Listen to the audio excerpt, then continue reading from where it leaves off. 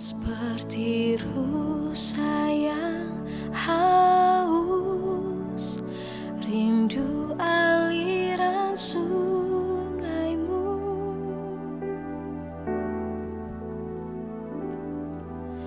Hatiku tak tahan menunggumu.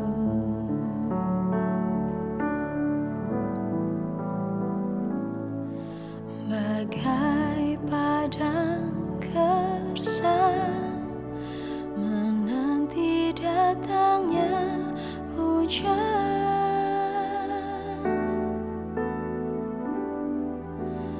begitupun jiwaku, Tuhan.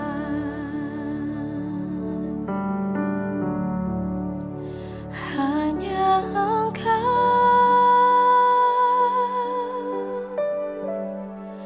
pribadi yang mengenal hatiku. Tiada yang tersembunyi bagimu. Seluruh isi hatiku Kau tahu, dan bawaku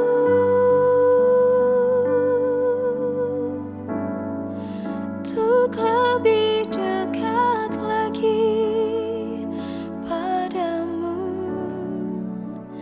tinggal dalam indahnya dekapan kasih-Mu.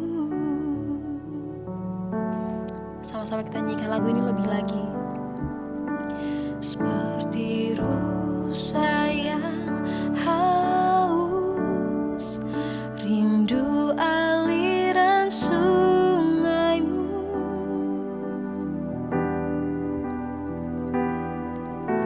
Hatiku tak tahan menunggumu.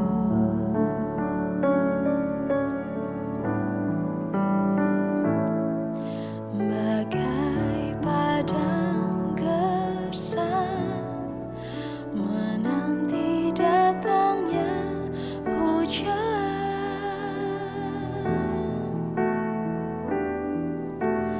begitupun jiwaku,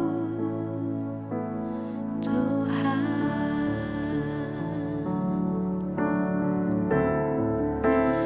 Hanya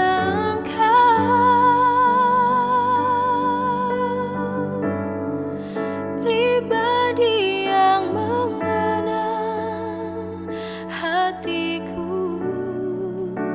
Tiada yang tersembunyi bagimu.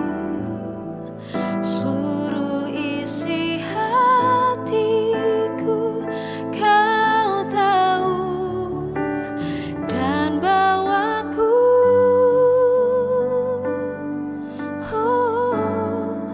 untuk lebih dekat lagi padamu, tinggal dalam indahnya dekapan kasih-Mu.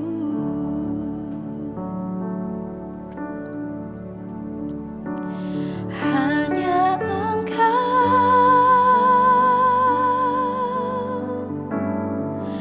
pribadi yang mengenal hatiku.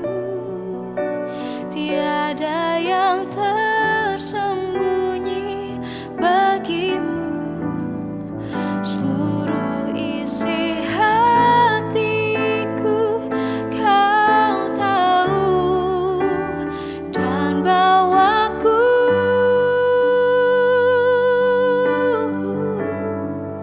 untuk lebih dekat lagi padamu, tinggal dalam indahnya dekapan kasih-Mu. Lebih lagi kita nyanyikan, katakan hanya Engkau Tuhan, hanya Engkau. Saudara boleh nyanyikan dari rumah masing-masing. Pribadi, yes God.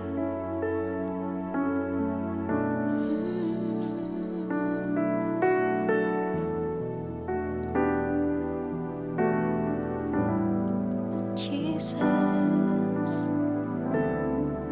seluruh hati kami Kau yang tahu, bahwa lebih lagi Tuhan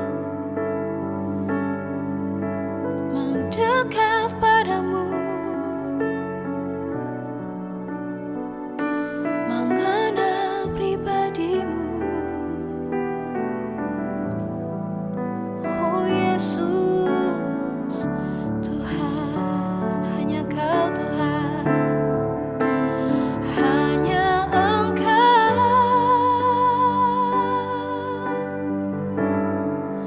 pribadi yang mengenal hatiku. Tiada yang tersembunyi bagimu, seluruh isi hatiku Kau tahu, dan bawaku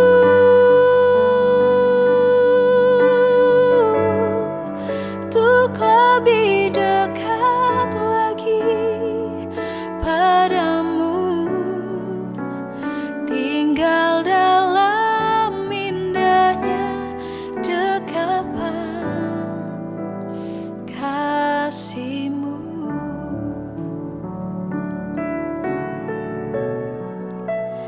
Tinggal dalam indahnya dekapan kasih-Mu. Oh, oh, tinggal dalam indahnya dekapan kasih-Mu.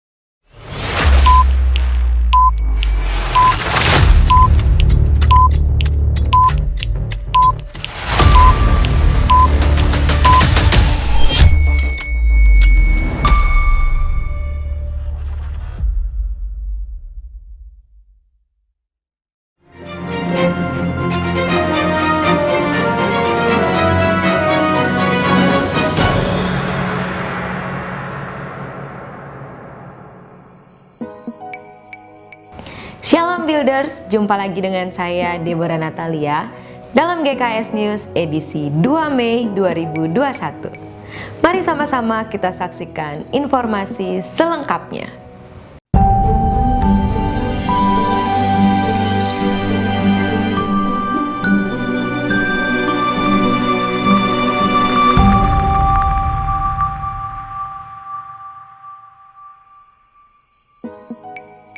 Informasi yang pertama, bagi Anda jemaat yang menghadiri ibadah secara fisik, Anda dapat duduk pada nomor kursi yang telah Anda terima melalui email.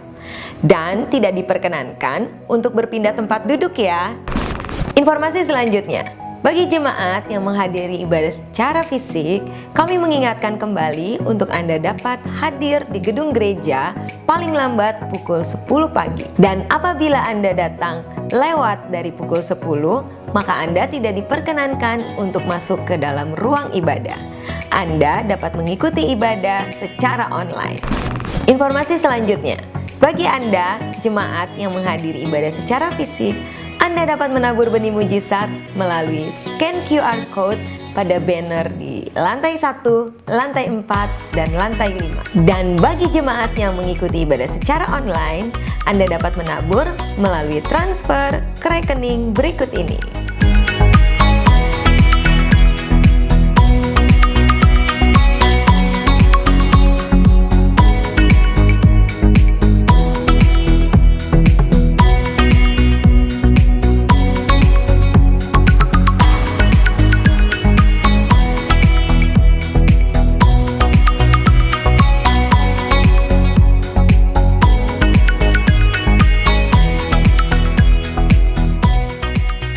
Informasi selanjutnya, Impartation and Coordination Night yang akan diadakan pada hari Senin 3 Mei 2021 pukul 19.30 melalui aplikasi Zoom. Bagi Anda, para pemimpin yang menerima undangan, diharapkan dapat hadir dalam ICN kali ini. Informasi selanjutnya datang dari Home. Kami mengajak seluruh jemaat untuk dapat tertanam di dalam Home. Untuk informasi selengkapnya, Anda dapat menghubungi home leader Anda masing-masing. Dan bagi Anda yang belum tertanam di dalam home, Anda dapat menghubungi nomor WhatsApp berikut ini.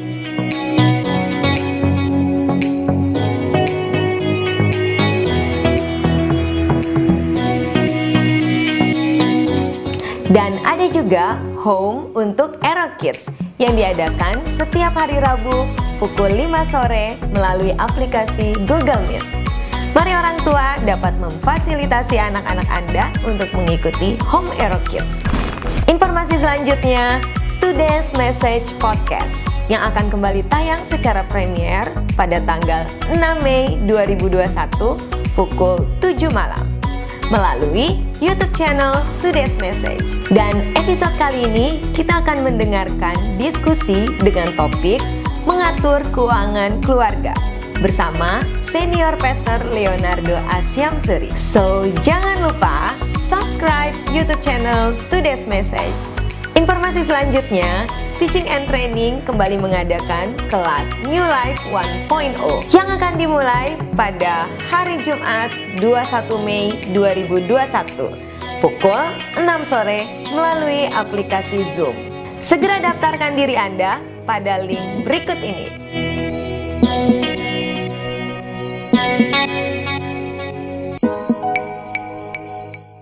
Dalam rangka menyambut hari Pentakosta, gereja kita kembali mengadakan doa dan puasa selama 10 hari dimulai pada tanggal 13 Mei hingga 23 Mei 2021. Dan untuk informasi selengkapnya, Anda dapat mengikuti melalui sosial media GKS Light to the Nation ataupun WhatsApp gereja kita.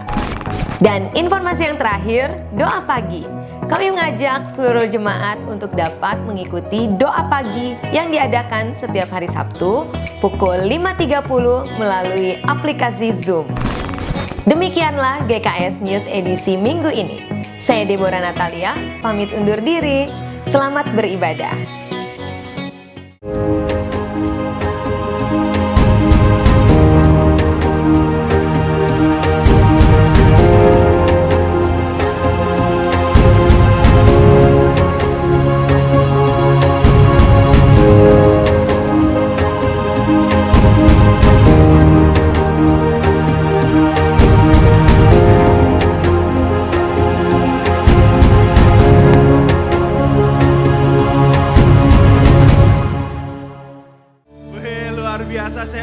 Ibu Saudara, baik yang di sini ataupun yang di rumah masing-masing untuk bangkit berdiri. Kita siapkan hati kita untuk menyembah Tuhan. Mari sama-sama kita berdoa dulu. Bapak, terima kasih Tuhan buat hari ini Tuhan. Terima kasih buat penyertaan-Mu, kebaikan-Mu dalam hidup kami ya Bapak. Kami percaya Tuhan, Engkau ada di tempat ini, Engkau ada dimanapun kami sedang memuji menyembah-Mu ya Tuhan. Kami percaya ya Tuhan, kuasa-Mu dan urapan-Mu Tuhan tidak dibatasi oleh ruang Tuhan, tidak dibatasi oleh dimanapun kami berada ya Bapak. Tapi kami percaya Tuhan, dimanapun kami beribadah kepada-Mu ya Tuhan, dimanapun kami ada ya Tuhan, Engkau ada bersama-sama dengan kami ya Tuhan. Dan kuasa-Mu menjamah kami ya Tuhan. Dan biarlah Tuhan, orang-orang sekeliling kami Tuhan, lingkungan sekeliling kami Tuhan, bisa merasakan urapan-Mu, bisa merasakan kuasa-Mu Tuhan. Dan biarlah banyak orang yang dimenangkan ya Tuhan. Dan kami percaya Tuhan, berdasarkan memuji menyembah Engkau Tuhan, Engkau bertahta di atas pujian penyembahan kami ya Tuhan. Karena Engkau Tuhan Allah kami yang menggantikan kami untuk berperang melawan musuh kami ya Tuhan. So pada hari ini Tuhan, kami mau memuji-Mu Tuhan dengan segenap hati kami, segenap iman kami. Karena kami tahu Tuhan, kami berperang bukan dari posisi yang kalah untuk merebut kemenangan, tapi kami berperang dari posisi yang telah dimenangkan Tuhan. In the name of Jesus Christ. Setiap kita yang siap memuji menyembah Tuhan sama-sama katakan amin.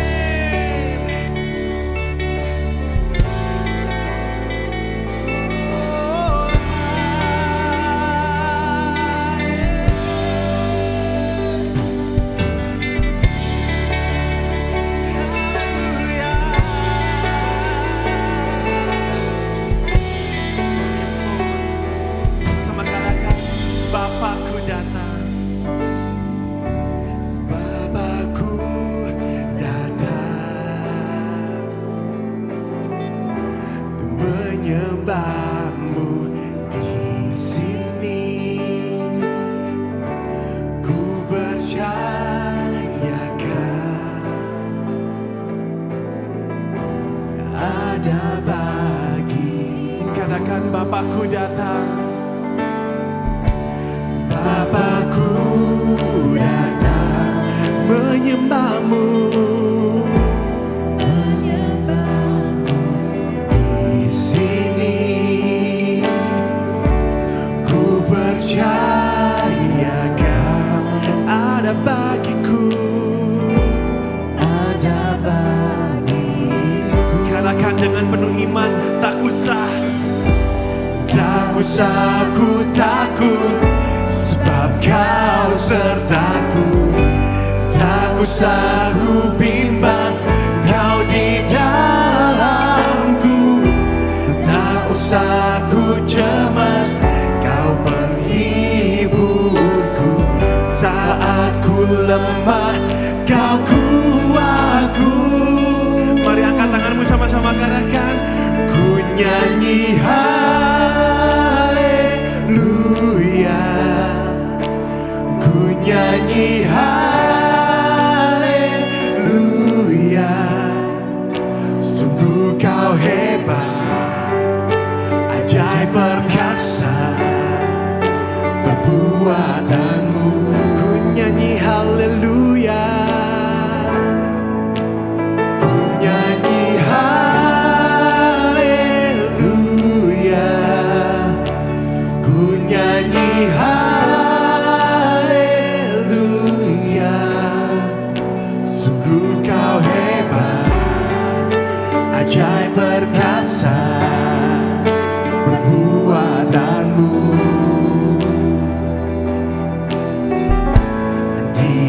Beri sorak-sorai yang paling meriah buat Tuhan. Haleluya.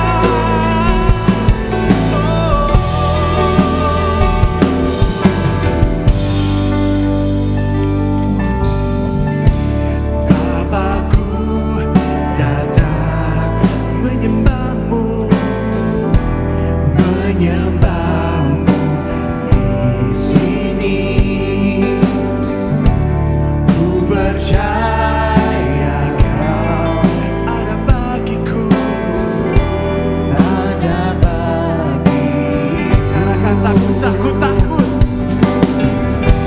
tak usah ku takut, sebab Kau sertaku.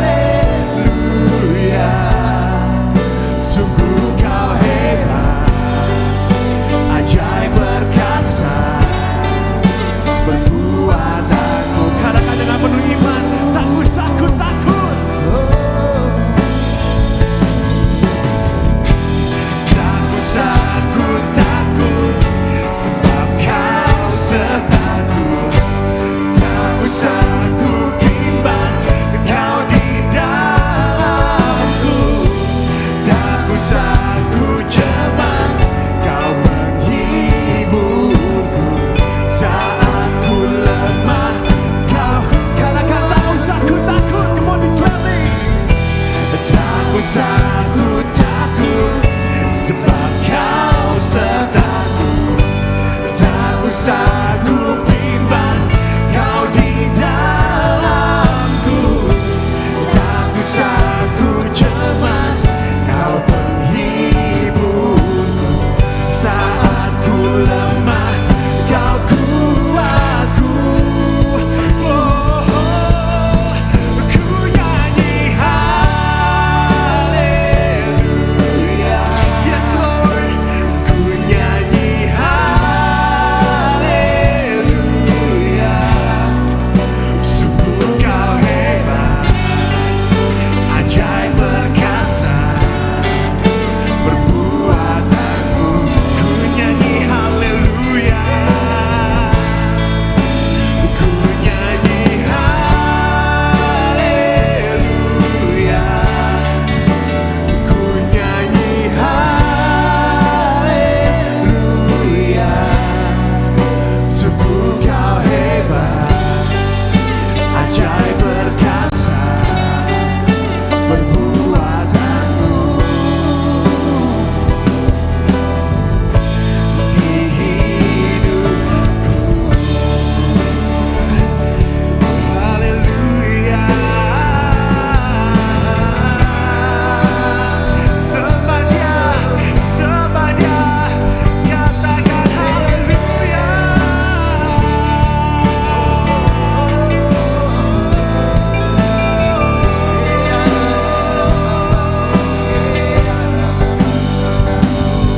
We worship you, Lord. We worship you, Lord. Hallelujah.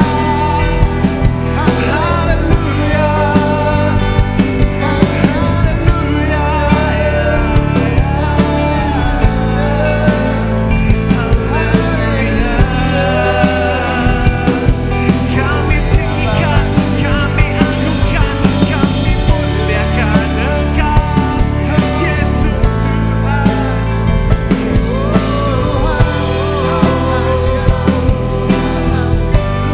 Haleluya, haleluya.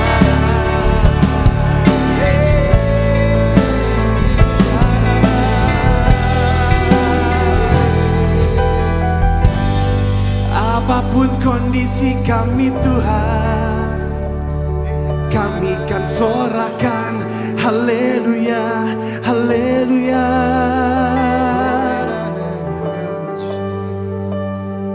Apapun yang sedang kami hadapi, kami kan bersorak haleluya, haleluya. Badai, gelombang, angin yang kencang, kami tetap kan menyanyikan haleluya, haleluya, haleluya. Yesus Tuhan, haleluya. Dan ku nyanyi haleluya, ku nyanyi haleluya. Sungguh Kau hebat, ajaib perkasa perbuatan. Ku nyanyi haleluya, ku nyanyi haleluya, ku nyanyi haleluya. Sungguh Kau hebat, ajaib perkasa perbuatan. Mari semua jemaat katakan, ku nyanyi haleluya. Dan ku nyanyi haleluya, ku nyanyi haleluya. Sungguh Kau hebat, ajaib perkasa perbuatanmu. Sekali lagi dengan penuh iman katakan, ku nyanyi haleluya, ku nyanyi haleluya.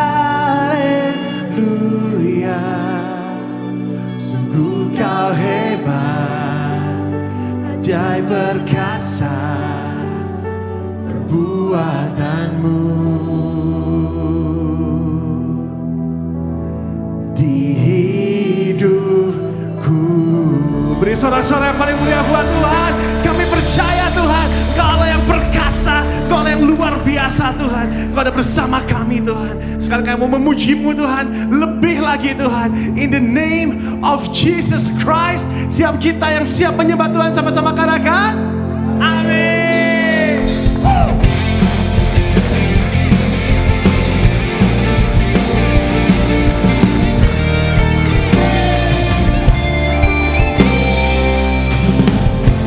Tuhanlah kekuatan dan mazmurku, Dia gunung batu dan keselamatan. Hanya padamu, hanya padamu hatiku percaya. Kaulah menara dan kota perlindungan. Ku mau selalu bersyukur sebab cintamu padaku takkan pernah berubah. Hatiku percaya walaupun bumi bergoncang, gunung-gunung beranjak, namun kasih setiamu tak pergi dariku.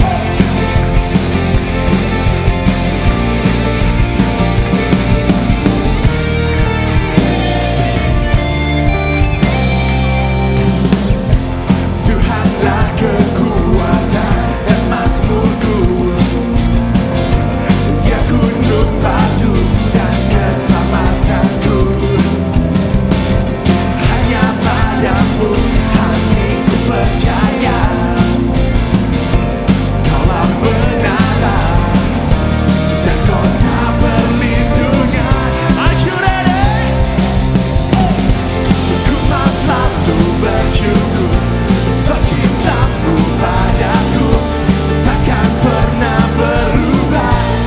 Hatiku percaya walaupun bumi bergoncang, gunung-gunung beranjak, namun kasih setiamu tak pergi dari. Musik memuji Tuhan. Hey!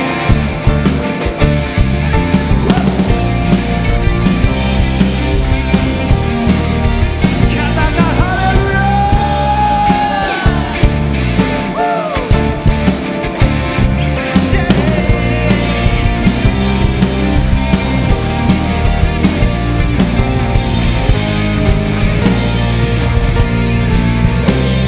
Semuanya katakan, ku mau selalu bersyukur sebab cintamu padaku takkan pernah berubah.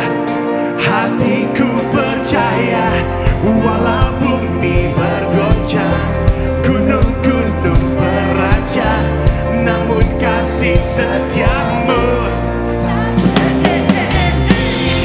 Ku mau selalu bersyukur sebab cintamu padaku takkan pernah berubah. Hatiku percaya walaupun bumi bergoncang, gunung-gunung beranjak, namun kasih setiamu tak pergi dariku.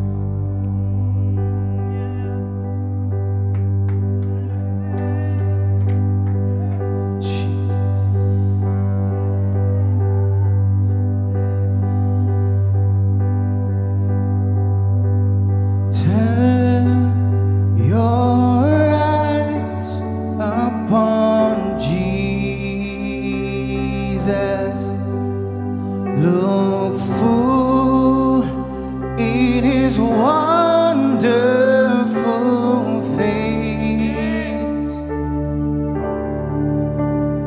and the things of earth will grow strangely deep in the light of His glory and grace. Mari jemaat Tuhan kita nyanyikan. Turn your eyes upon Jesus. Look full in His wonderful face, and the things of earth will grow strangely deep in the light of His glory and grace. Sing, turn our eyes. Turn your eyes upon Jesus.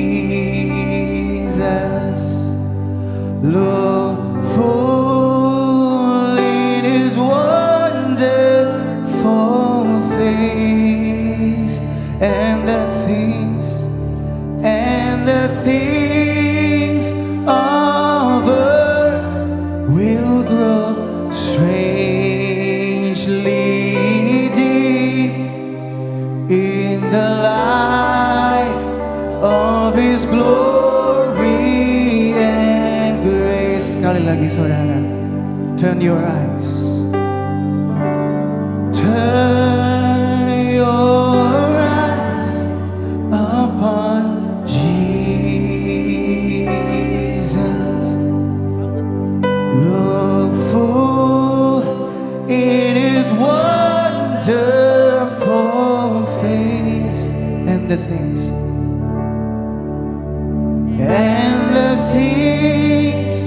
of earth will grow strangely deep in the light of His glory and grace, and the things of earth, and the things of earth will grow strangely deep in the light of His glory and grace, and the things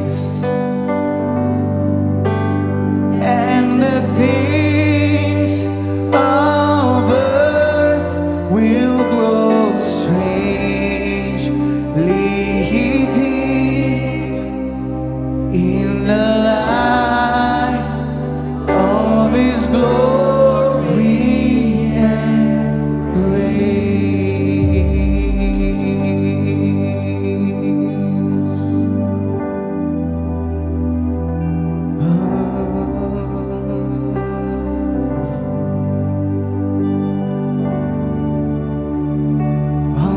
things of earth, segala hal yang di dunia akan meredup di dalam kemuliaan-Mu Tuhan. Segala hal di dunia akan berakhir, tapi kasih-Mu tak berkesudahan. Selalu baru setiap pagi, selalu baru setiap pagi. Alfa dan Omega, yang awal dan yang akhir.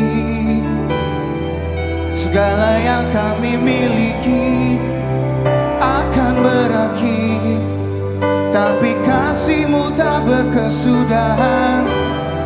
bahwasanya kekal selamanya. Oh yeah, Kau yang awal dan yang akhir, Alfa dan Omega. Oh Jesus, namanya adalah Yesus. Kau yang awal dan yang akhir.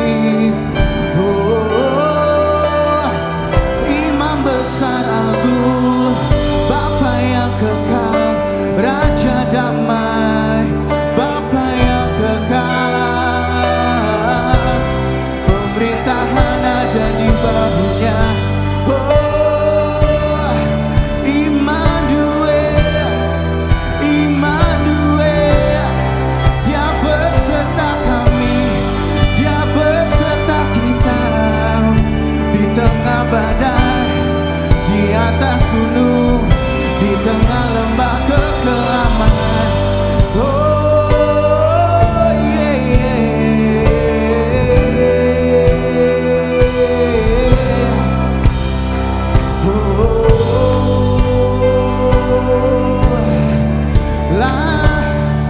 Langit menyembahmu Tuhan, bumi menyembahmu Tuhan, segala lutut bertelut, segala lidah mengaku Yesuslah Tuhan, Yesuslah Tuhan, Kaulah Tuhan.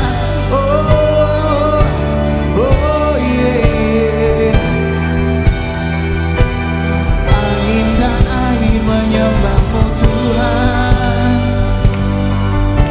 Oh yeah.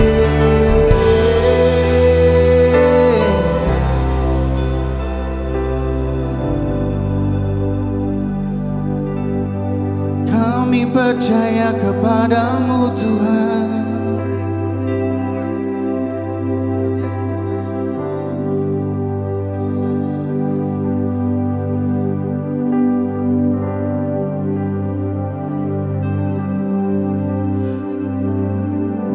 Ku percaya hidup kekal, lahirnya anak darah, Kudus bersekutu, gerejanya yang kudus.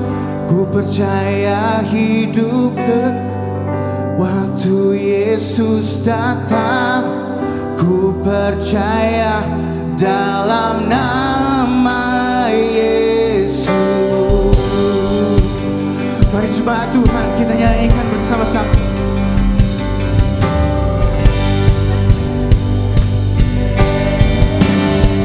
Ku percaya Bapa, ku percaya Allah Bapa, ku percaya Sang Putra, ku percaya Roh Kudus-Mu, Kau Allah Tritunggal.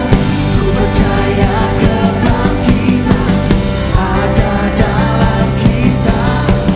Ku percaya dalam nama Yesus. Ku percaya Allah Bapa, ku percaya Sang Putra, ku percaya Roh Kudus-Mu, Kau Allah Tritunggal. Ku percaya kebangkitan ada dalam kita. Ku percaya dalam nama. I believe in God our Father, I believe in Christ the Son, I believe in the Holy Spirit. Our God is three in one.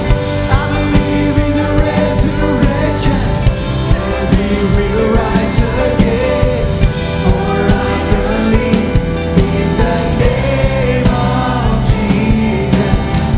For I believe in the name of Jesus. For I believe in the name of Jesus.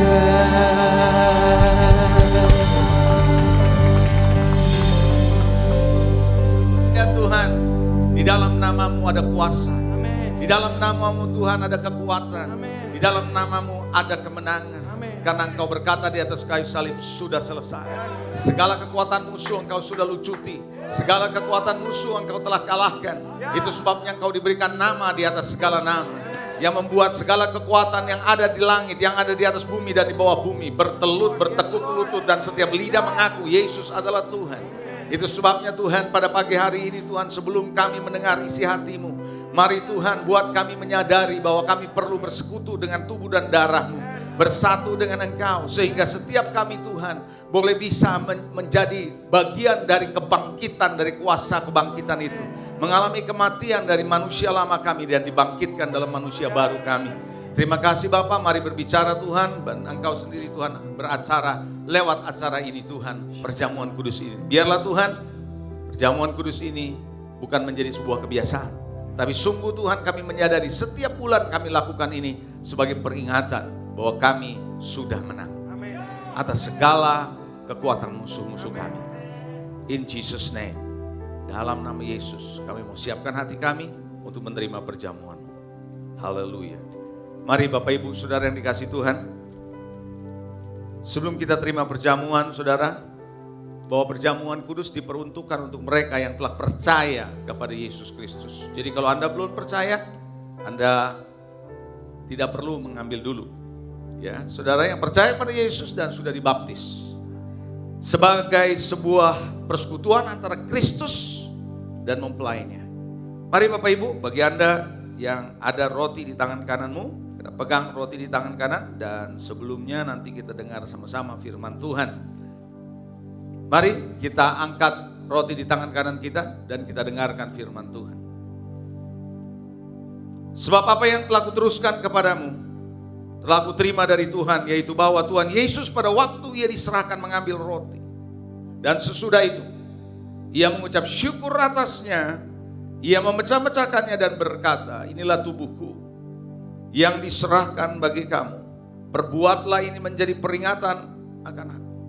Bapak Ibu Saudara yang dikasihi Tuhan, bukankah roti yang kita pegang ini adalah persekutuan dengan tubuh Kristus? Kalau kita percaya, mari kita makan dengan iman di dalam nama Tuhan Yesus Kristus.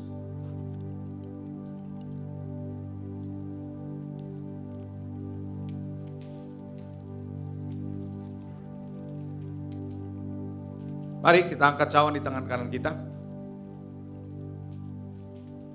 Demikian juga Saudara, Ia mengambil cawan sesudah makan, lalu berkata, cawan ini adalah perjanjian baru yang dimeteraikan oleh darahku.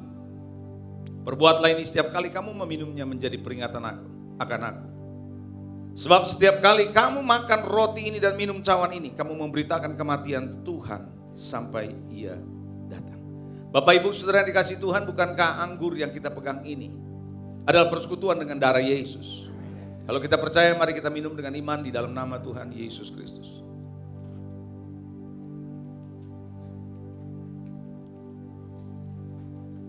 Ambil waktu sejenak. Setiap kali Anda memakan dan meminum tubuh dan darah Yesus, engkau harus menyadari bahwa ada kuasa. Kuasa yang menyembuhkan. Kuasa yang menerobos. Kuasa yang memulihkan. Kuasa yang memerdekakan. Kuasa yang memampukan engkau hidup berjalan di dalam setiap kondisi hidupmu. Kuasa yang mengalahkan maut. Kuasa yang bisa melihat masa depan dan mengalami masa depan yang Tuhan sediakan. Terima kasih Tuhan untuk segala sesuatu yang ada. Kami berdoa untuk mereka yang hadir maupun yang sedang mengikuti ibadah ini melalui streaming. Mari Tuhan Kau berbicara. Kami mau siapkan hati kami untuk dididik, untuk dilatih, untuk dibentuk, untuk dibangun, untuk belajar menjadi orang yang terus-menerus dibentuk, diarahkan menjadi dewasa di dalam Engkau. Urapi hamba-Mu, urapi setiap kami yang mendengar pesan-pesan-Mu, apapun yang sebentar disampaikan tidak kembali sia-sia. Kami siapkan hati, pikiran, telinga untuk dengar isi hati-Mu. Open heavens terjadi, telinga dibuka, pikiran dibuka, mata hati dibuka. Kami percaya Engkau beracara hari ini. Dalam nama Yesus kami berdoa, yang percaya katakan amin. Kita beri tepuk tangan, haleluya. Haleluya. Silakan duduk. Haleluya. Apa kabar Bapak Ibu Saudara yang dikasih Tuhan? Luar biasa? Puji Tuhan. Terima kasih untuk tim Praise and Worship yang sudah memimpin dan mengarahkan kita dalam pujian penyembahan. Hari ini saya akan berbicara melanjutkan pesan khotbah saya bulan lalu, Discipled to Win. Tapi saya mengambil subtema hari ini adalah Align with God's Pattern. Bagaimana saudara dan saya perlu diselaraskan atau menjadi selaras dengan polanya Tuhan. Saudara, sejak awal tahun saya merasa bahwa Tuhan banyak berbicara mengenai pola. Hidup ini perlu ada pola. Manusia dimanapun hidup pasti akan ada polanya. Betul nggak saudara? Ya, kalau Anda nggak mengikuti pola Tuhan, pasti Anda mengikuti pola yang lain. Karena tidak ada kekosongan, tidak ada kevakuman dalam hidup ini. Saya sangat percaya itu saudara. Nah Bapak Ibu Saudara, untuk bisa menang dalam hidup ini, untuk bisa menjadi serupa dengan gambaran anaknya Yesus Kristus, Anda mesti mengerti bahwa panggilan tertinggi orang Kristen bukan ibadah. Saya ulangi, panggilan tertinggi orang Kristen bukan beribadah saja, bukan melayani saja. Walaupun beribadah penting, melayani penting. Tapi panggilan tertinggi bagi setiap orang percaya adalah menjadi serupa dan segambar dengan anaknya Yesus Kristus. Karena ketika kita diciptakan serupa dan segambar dengan Tuhan, tapi dosa telah merusak semuanya, sehingga Yesus harus datang untuk menebus kita dan mengembalikan kita pada posisi yang semula. Nah, kalau Anda nggak mengerti ini, maka kekristenan menjadi permainan saja. Kekristenan hanya menjadi eksperimen saja. Kekristenan bukan agama semata-mata, kekristenan bukan eksperimen dalam hidup ini, tapi kekristenan adalah sebuah hubungan, sesuatu yang perlu Anda sadari bahwa kita menjadi serupa dan segambar dengan anaknya. Yang setuju boleh katakan amin. Bulan lalu saya berkata bahwa bahkan minggu lalu Pastor Roy berkata bahwa hidup ini adalah peperangan. Peperangannya bukan melawan darah dan daging, bukan sesuatu yang kelihatan, tetapi peperangan ada di pikiran saudara. Peperangan dengan sistem kepercayaan, peperangan dengan nilai-nilai hidup ini, peperangan dalam hal gaya hidup, ideologi, dan seterusnya. Karena itu saudara yang dikasih Tuhan, benar kata Tuhan bahwa peperangan kita bukan melawan darah dan daging. Melawan roh-roh jahat di udara. Roh-roh jahat di udara mengambil kesempatan mendukung sosial media yang ada hari ini untuk membuat kita terus ada dalam peperangan dalam waktu ke waktu. Hari ini saya mau menyadarkan saudara. Saya ulangi, hari ini saya mau menyadarkan saudara. Bersyukur kalau Anda sudah sadar. Tapi kalau Anda yang belum sadar, saya perlu sadarkan bahwa Anda ada di titik peperangan mulai hari ini dan seterusnya. Bahkan dari kemarin sebenarnya, dari waktu-waktu sebelumnya, Anda mesti tahu bahwa you are in the war zone. Anda dalam zona perang tiap hari. Perang antara ideologi dunia, perang dengan informasi dunia, dengan apa yang dunia tawarkan pada saudara, itu terjadi peperangan di pikiran saudara. The battle is in your mind. Halo? Amin. Saya mau tunjukkan satu ayat yang bulan lalu saya sudah sampaikan, tapi saya rasa saya perlu bagikan ini kembali kepada saudara. Bahwa kita sedang berperang melawan ilah zaman ini. Yang membutakan banyak orang sehingga orang tidak bisa melihat Injil keselamatan. Mari kita lihat 2 Korintus 4 ayat 3 sampai dengan ayat yang keempat.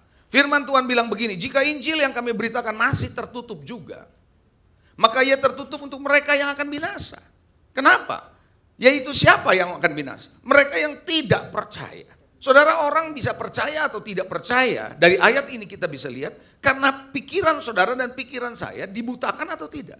Kalau orang yang pikirannya dibutakan, sulit untuk percaya kepada Yesus. Dari ayat ini kita bisa simpulkan saudara, yaitu orang yang tidak percaya yang di pikirannya telah dibutakan. Siapa yang membutakan pikiran saudara dan saya, kalau kita tidak berjaga-jaga? Ilah zaman ini, betul nggak saudara? Karena di sana dikatakan bahwa pikirannya dibutakan oleh ilah zaman ini. Sehingga mereka tidak melihat cahaya Injil tentang kemuliaan Kristus yang adalah gambaran Allah. Jadi Bapak Ibu Saudara, Anda dan saya bisa tidak percaya karena ilah zaman ini membutakan pikiran saudara. Anda bisa berkata begini, saya sudah percaya sama Tuhan. Oke, Anda percaya sama Tuhan Yesus. Pertanyaan saya, apakah kita bisa mempercayai semua kebenaran yang Tuhan bagikan dalam hidup kita? Yang Tuhan berikan yang ada di Alkitab. Enggak semua kebenaran kadang-kadang kita bisa percaya. Kenapa? Kita masih ada bagian yang dibutakan oleh ilah zaman ini. Itu sebabnya kita berperang melawan ilah zaman ini. Paulus waktu bicara ilah zaman ini, dia bicara di masanya mereka. Tapi hari ini saya mau sampaikan saudara, ilah zaman ini di dalam zaman sekarang apa sebenarnya? Saya merenungkan ini saudara sebelum saya sampaikan kepada saudara kemarin-kemarin. Saudara, ternyata ada 3 hal utama saya melihat, buat saya perhatikan ilah zaman ini. Ya, gods of this world, kalau dalam bahasa Inggrisnya, Tuhan dari dunia ini, ilah dari zaman ini. Yaitu yang pertama saya melihat adalah kemandirian keuangan. Mungkin Anda syok dengan omongan saya. Kemandirian keuangan. Bahwa kita kepengen punya kemandirian keuangan. Perhatikan hari-hari ini saudara, itu menjadi ilah zaman ini. Banyak orang kepengen kaya dari masih muda. Kenapa? Karena kita melihat contohnya di dunia ini kaya di masa muda. Kita kepengen pensiun di masa muda. Bukankah itu yang ada dalam pikiran orang pada hari-hari ini? Dan kalau Anda nggak hati-hati, Anda akan masuk ke sana dan Anda kepengen kaya di masa muda dan Anda pensiun di masa muda. Saya tidak mengatakan bahwa kayanya salah. Saya nggak bilang bahwa pensiunnya salah. Tapi saudara yang dikasih Tuhan, buat apa saudara kaya, buat apa saya kaya, buat apa kita pensiun, buat apa kita kaya, kalau nggak berguna buat kerajaan. Halo? Saya selalu bilang, buat apa umur panjang kalau nggak ada berguna? Why? Saudara, kita diberikan umur panjang, kita diberikan kesehatan, kita diberikan kekayaan, kita diberikan saudara yang namanya kehidupan, itu semua adalah for the sake of the gospel and the kingdom of God. Itu sebabnya kenapa Tuhan bilang kepada orang yang muda, yang kaya, kamu boleh bilang kamu punya kaya, kalau besok kamu mati atau hari ini kamu mati, buat apa? Useless. Saudara yang dikasihi Tuhan, Anda mesti mengerti bahwa inilah yang menjadi ilah zaman ini. Semua orang mengejar itu. Lihat dia masih muda udah kaya. Lihat dia udah masih muda udah jadi pensiun. Kita mau seperti itu. No, Anda harus menjadi serupa dengan gambaran Yesus Kristus, my friend. Bukan itu yang Anda kejar. Dan itu jadi ilah zaman ini. Peperangan ada di pikiran saudara. Anda boleh di gereja, Anda boleh pelayanan, tapi pikiranmu seperti itu. Itu namanya ilah zaman ini. Betul?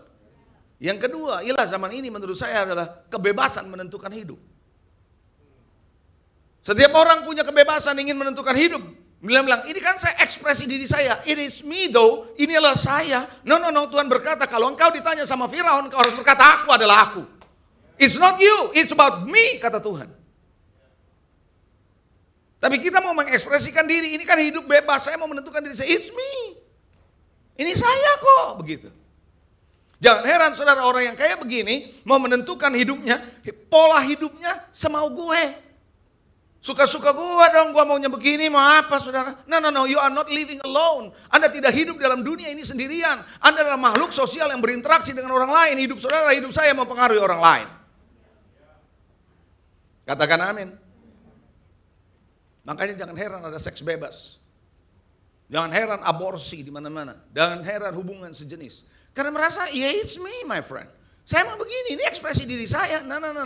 Anda mengekspresikan Kristus yang ada dalam diri saudara. Betul atau enggak? Makanya Paulus berkata, aku merasa sakit bersalin lagi sampai rupa Kristus nyata di dalam hidupmu. Dia berkata kepada jemaat di Galatia. Jangan heran budaya, nilai yang ada dalam dunia ini itu menjadi merasuk kebanyakan kehidupan orang Kristen. Kalau Anda tidak berjaga-jaga, Anda akan ada di posisi yang kalah. Apalagi ilah zaman ini. Kecerdasan dan kreativitas itu menjadi ilah zaman ini. I'm telling you, saya melihat 3 hal utama ini. Anda mungkin bisa temukan yang lain, tapi saya melihat 3 hal utama ini. Kecerdasan dan kreativitas. Saya bukan berarti bahwa menolak yang namanya cerdas. Bukan itu. Kreatif saya menolak, bukan itu. Tapi saya mau beritahu saudara, hari-hari ini betapa orang mengagungkan artificial intelligence. AI, kecerdasan buatan. Aplikasi yang hebat itu berlomba-lomba orang mencoba di situ. Dan tanpa disadari saudara yang dikasih Tuhan, kita mengagungkan itu lebih daripada kebenaran firman. Logika lebih kuat saudara. Kritis dalam berpikir, nggak salah kritis dalam berpikir. Tetapi banyak kali orang kritis berpikir landasannya karena tidak percaya. Saudara, kalau Anda punya landasan percaya sama Tuhan, kritis itu menolong saudara. Tapi kalau Anda punya landasan goyah, nggak punya dasar percaya sama Tuhan, Anda justru kekritisan saudara mengganggu Anda punya iman. Anda paham gak sih maksud saya? Coba siapa yang mengerti lambaikan tangan saudara. Be careful dengan ilah zaman ini, the God of this world. Jadi saudara yang dikasihi, kita nggak bisa netral. Sekali lagi saya ulangi, Anda dan saya nggak bisa netral dengan dunia ini. Nggak bisa netral. Kalau Anda netral, Anda akan bablas, akan ke bawah. Makanya Alkitab berkata, jangan berdiri di jalan orang berdosa. Mazmur pasal 1, begitu ayatnya. Kenapa berdiri di jalan orang berdosa? Anda netral. Orang-orang lewat, hidup dalam dosa, sekali waktu akan menyinggung saudara, membuat saudara, Anda tidak get away from that road, Anda tidak keluar dari jalan orang berdosa, Anda akan berbuat dosa suatu hari. Jangan duduk di antara pencemooh. Kenapa? Itu jangan sampai netral di tengah mereka. You have to go out from that. Anda ngerti maksud saya? Karena ketika Anda netral, Anda membiarkan pikiranmu dibombardir lama-lama, dari nggak setuju, Anda menjadi setuju. Kemarin ketika dalam podcast, di dalam ruangan saya bicara dengan beberapa anak Tuhan. Ada Kepon, ada Hosea, ada Agung. Saya berkata bahwa orang bisa bergeser imannya, bergeser sistem kepercayaannya. Diawali dengan berkata, enggak, saya nggak percaya itu. Oh, saudara, ada tahapannya. Sampai akhirnya Anda bahkan bukan cuma percaya, Anda menjalani kepercayaan yang baru. Halo? Nah, itu sebabnya salah satu kunci buat saudara dan saya harus punya pola. Coba bilang pola. Pola siapa? Pola Tuhan. Dan pola ini Anda bisa dapatkan lewat suatu proses yang namanya discipleship, yang namanya pemuritan, yang namanya pementoran, yang namanya pembapaan. Berapa banyak yang mengerti? Saudara, Anda mau mengerti ini, saudara? Mari kita melihat slide pertama ini. Slide berikutnya yang saya mau sampaikan kepada saudara soal pemuridan. Saudara, buat saya pemuridan adalah sebuah proses. Dan ini bukan cuma proses, tapi ini adalah hubungan. It is a process and relationship, satu proses dan hubungan yang membangun kehidupan orang percaya. Apakah Anda orang percaya? Yes. Membangun orang percaya sesuai dengan polanya Tuhan. Jadi orang-orang percaya itu dibangun hidupnya melalui sebuah proses, melalui suatu hubungan terus-menerus, membuat Anda masuk ke dalam suatu polanya Tuhan. Sehingga orang ini ketika ada dalam pola Tuhan bisa bertumbuh menjadi dewasa. Kenapa? Karena hanya lewat pola Tuhan Anda bisa dewasa. Anda nggak bisa menjadi dewasa dalam Tuhan, maksud saya dewasa dalam Tuhan, kalau Anda punya pola yang lain. Anda harus punya pola Tuhan. Jadi lewat proses, lewat hubungan, orang percaya ini masuk dalam pola Tuhan lalu bertumbuh menjadi dewasa. Anda ngerti maksud saya? Bertumbuh dewasa dan dapat sepenuhnya, bukan cuma dewasa, menyatakan Tuhan dalam hidup mereka. Sehingga lewat hidup mereka mengalirlah kehidupan Kristus. Lewat hidup mereka cahaya Injil itu keluar. Makanya jangan heran Yesus memanggil 12 murid itu menjadi murid. Setelah jadi murid baru mereka diproses oleh Tuhan lewat hubungan dan proses jadilah mereka para rasul. Betul nggak saudara? Proses menjadi rasul tidak seketika. Proses menjadi rasul lah lewat satu proses yang namanya discipleship, yang namanya saudara pementoran, yang namanya saudara pembapaan. Sadarkah Anda bahwa amanat agung adalah pemuridan? Betul? Amanat agung bilang apa? Pergilah jadikan sekalian bangsa apa? Murid. Lalu dia bilang apa? Ajarlah mereka melakukan. Melakukan apa? Segala sesuatu yang telah kuperintahkan kepadamu. Kata melakukan di dalam Alkitab Matius 28 itu adalah obey, menaati. Jadi boleh saya katakan begini, ajarlah mereka menaati semua yang kuperintahkan. Kenapa? Hanya bisa lewat proses pemuritan orang bisa taat. Saudara, lewat pemuritan, lewat pembentukan bahwa orang bisa diajar untuk taat. Nggak bisa kita bisa taat dengan tiba-tiba, saudara harus lewat satu proses. Sadarkah Anda dan saya dari kecil dibentuk oleh orang tua untuk belajar taat? Berapa banyak saudara yang dikasih anak-anak jalanan yang tidak punya orang tua tidak bisa taat? Kenapa? Nggak ada yang ngajar, nggak ada polanya. Halo? Ada amin saudara?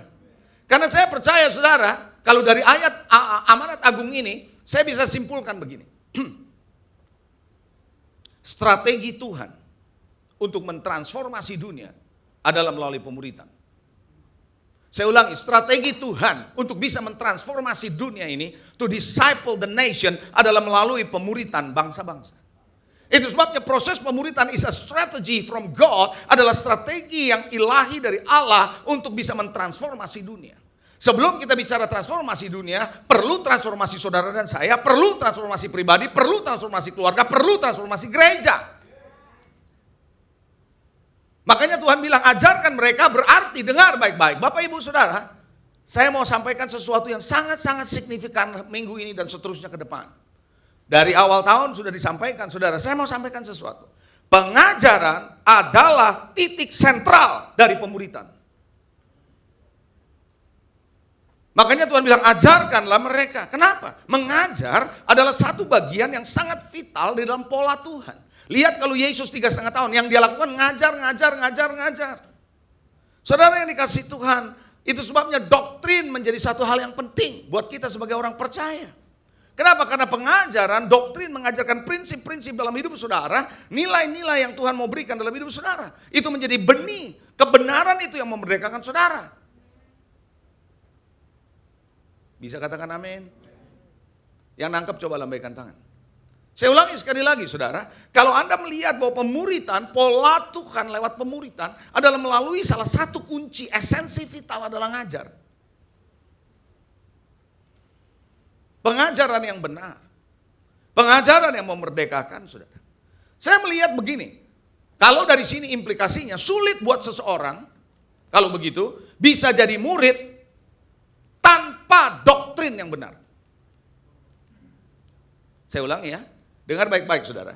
Sulit buat orang percaya jadi murid tanpa doktrin dan pengajaran yang benar.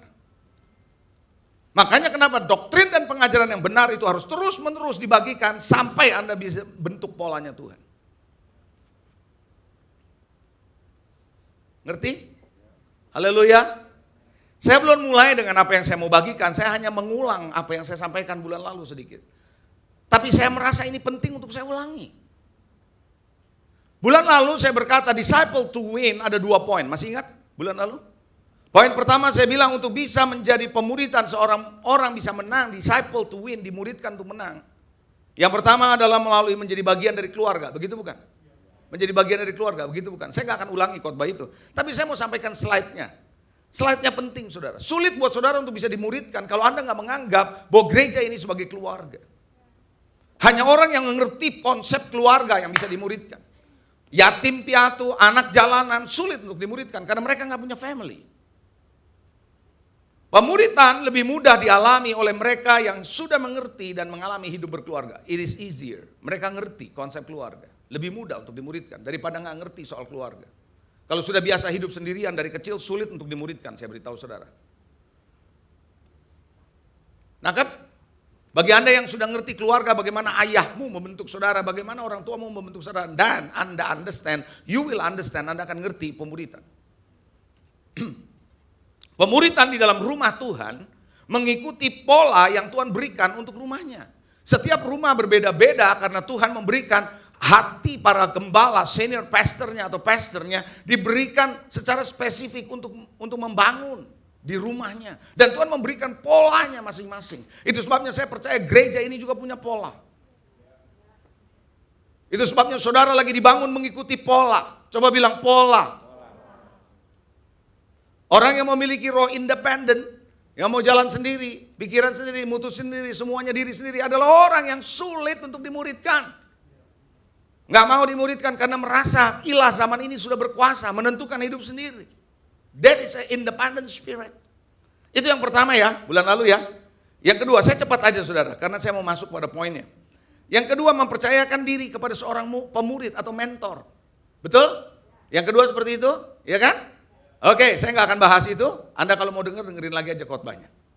Nah hari ini saya akan bicara align with God's pattern. Bagaimana Anda bisa selaras dengan polanya Tuhan. Siapa yang kepengen selaras dengan polanya Tuhan? Anda siap? Halo? Anda siap?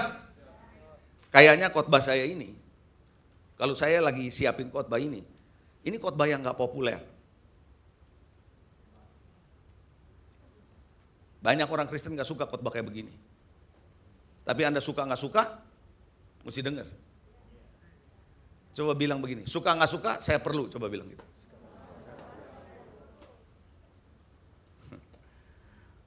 Kita bukannya preaching gospel yang sugar coated, yang orang suka. No, bukan soal suka. Makanya Alkitab bilang gini, didiklah orang muda menurut jalan yang patut, bukan yang dia mau, bukan yang dia suka, tapi yang patut, yang dia perlu. Maka pada masa tuanya dia tidak akan menyimpang dari jalan itu. Pola dibentuk dari kecil. Kalau Anda lihat gereja mula-mula, mereka dibangun kenapa? Karena dari pola, dari awal bertobat langsung dibangun pola. Diperkenalkan dengan doktrin tiap hari. Halo? Kalau Anda merasa saya nggak perlu doktrin, itu adalah orang yang paling sulit untuk dimuridkan. Why? Pemuritan polanya Tuhan. Betul atau tidak? Saya pernah khotbah kok di sini. Salah satu ciri orang yang mudah diajar, teachable heart, adalah orang yang percaya dengan kebenaran firman. Kalau selalu dia konflik dengan kebenaran, orang ini nggak punya hati yang bisa diajar. Kenapa? Karena kita ngajarin dasarnya firman.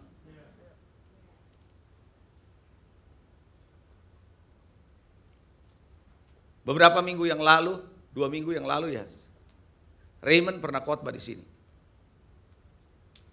Dia bilang seringkali orang argumen sana sini, terus dia bilang begini. Terakhirnya dia bilang, well, kita harus berkata the word say so. Saya nggak bisa lupa dia ngomong begitu. The word say so. Firman Tuhan bilang begini, itu final. Setelah selesai, kita siang di rumah makan. Saya bilang sama Raymond, sadar nggak kamu ngomong begitu? Ada sebabnya juga tanpa kamu sadari. Itu terbawa dari hidup. Raymond itu kalau dari kecil, saya cerita sedikit saudara ya. Bukan untuk mempermalukan, enggak. Ini bukan untuk mempermalukan kok, enggak. Menjelaskan.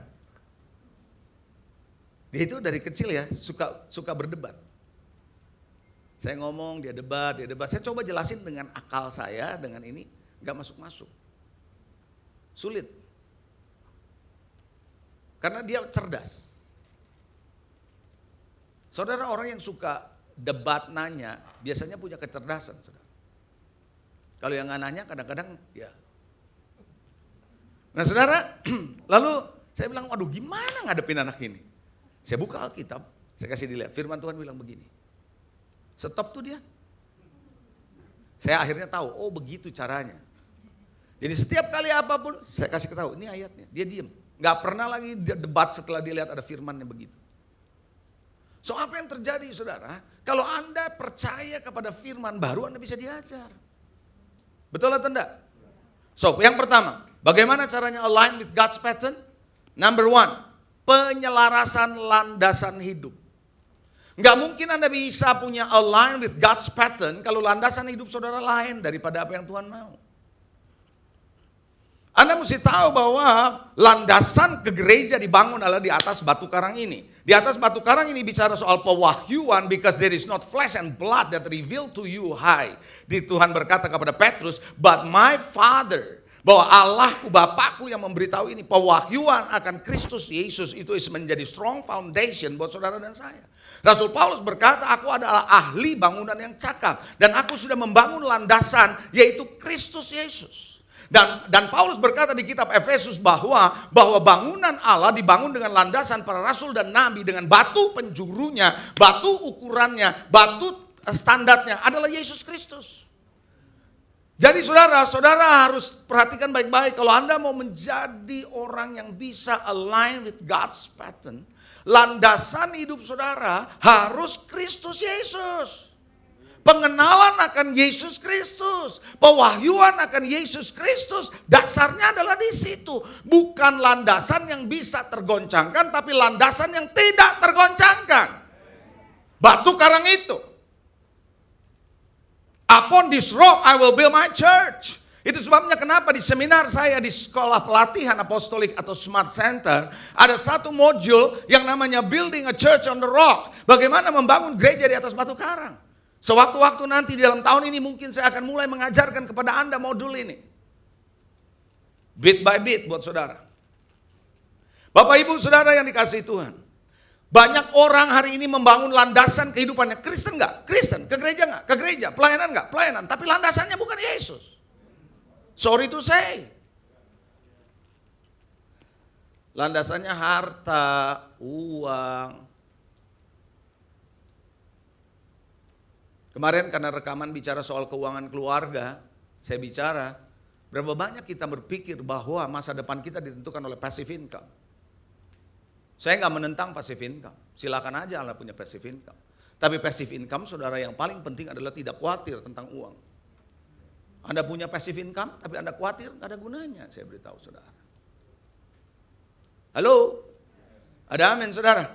Bukan harta, bukan ketenaran, bukan kenyamanan, bukan kesuksesan, bukan uang. Karena semua itu, bahkan Alkitab bilang bahwa uang itu bisa terbang punya sayapnya. It is not the basic. Your basic is Christ. In you, the hope of glory. Bahwa Kristus yang ada dalam diri saudara adalah pengharapan kemuliaan. Bisa katakan amin? Nah, saya mau tanya dulu saudara sebelum saya lanjutkan. Siapa yang percaya, baik di ruangan ini maupun yang menyaksikan lewat streaming, kalau Anda adalah hamba Tuhan? Yang percaya angkat tangan. Yang percaya dirinya hamba Tuhan, angkat tangan tinggi-tinggi. Saya nggak bilang Anda pendeta ya, tapi Anda hamba Tuhan. Coba sekali lagi, yang percaya Anda hamba Tuhan. Oke. Banyak orang tidak mengerti konsep yang sederhana ini. Banyak orang berpikir dia cuma orang Kristen biasa. Makanya saya ke gereja kok saya mah Kristen biasa. Anda adalah hamba Tuhan. Anda adalah anak Tuhan yang hidupnya tergantung sama. Kalau kita tidak melihat diri kita hamba Tuhan, kita tidak melihat diri kita hamba Allah, kita tidak melihat diri kita anak Tuhan, sebagai anaknya maka kita akan mengandalkan kekuatan kita sendiri. Makanya sebagai hamba Allah, Anda mesti membangun landasan mengandalkan Tuhan. Coba bilang mengandalkan Tuhan. Selain Anda punya basic adalah Christ sebagai Kristus batu karang Anda, pewahyuan akan Kristus Yesus, pengenalan akan Kristus Yesus. Karena hidup saudara tersembunyi di dalam Dia, ketika Kristus dinyatakan, hidupmu dinyatakan, kata firman.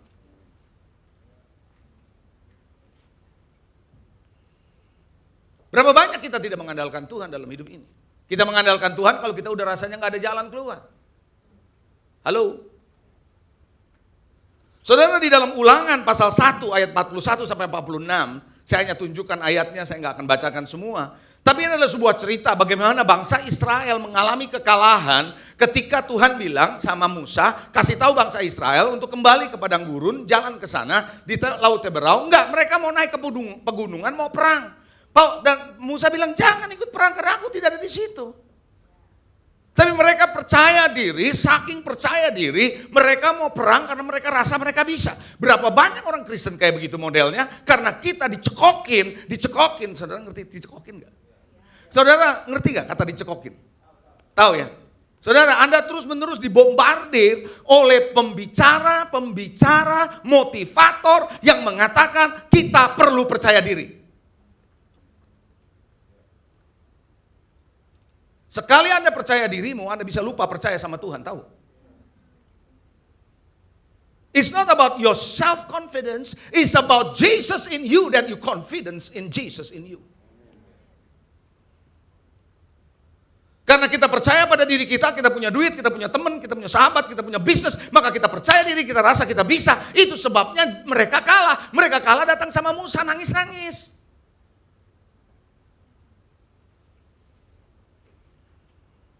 Makanya Tuhan bilang kamu terlalu berani maju sendiri. Merasa diri pinter, merasa diri bisa. Percaya dirinya begitu kuat. Saudara tahu saudara, makin kita percaya diri, makin kita tidak mengandalkan Tuhan dalam hidup ini. Makanya saudara, landasan saudara harus dibangun percayanya sama Tuhan. Makanya di dalam Yesaya 31 ayat 1 Tuhan bilang apa? Celakalah orang yang pergi ke Mesir minta pertolongan. Mengandalkan kuda-kuda, percaya sama keretanya, percaya kepada apa yang Mesir sedang bangun, percaya apa yang dunia sedang bangun. Sementara Anda harus tahu tadi lagu berkata bahwa it will dim, itu akan lenyap, itu akan sirna. Tapi kita lebih percaya pada itu, we go for that more than go for God. Saya kepengen saudara dan saya menjadi orang Kristen yang militan. Bahasa yang lebih tepat militan daripada radikal. Karena hari ini radikal jadi negatif. Anda harus jadi orang Kristen yang militan. Gak ada pilihan saudara. Anda gak bisa menjadi orang Kristen, ya pokoknya saya ngikut aja. No, Anda bukan orang Kristen ikut arus. Betul gak? Jangan pergi ke Mesir kata Tuhan melalui Yesaya. Dengan tidak memandang kepada yang Maha Kudus Allah Israel dan tidak cari Tuhan, tidak andalkan Tuhan, yang diandalkan adalah kuda Mesir, keretanya. Wah, lihat tuh hebat, lihat perusahaannya, lihat begini, lihat mobilnya.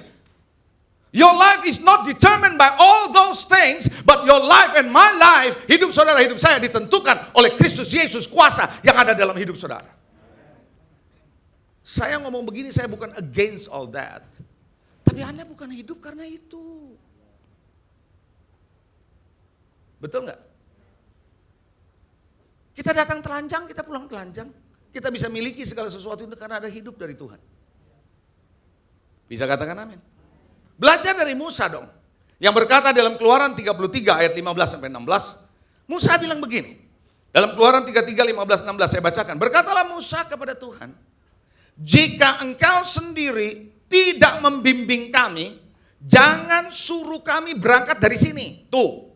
Musa itu sebagai hamba Allah yang ngerti betul dia tidak bisa hidup tanpa Tuhan. Berapa banyak orang Kristen hari ini, maaf saya ngomong apa adanya, berapa banyak orang Kristen hari ini yang ke gereja bahkan, melayani bahkan bisa hidup tanpa Tuhan.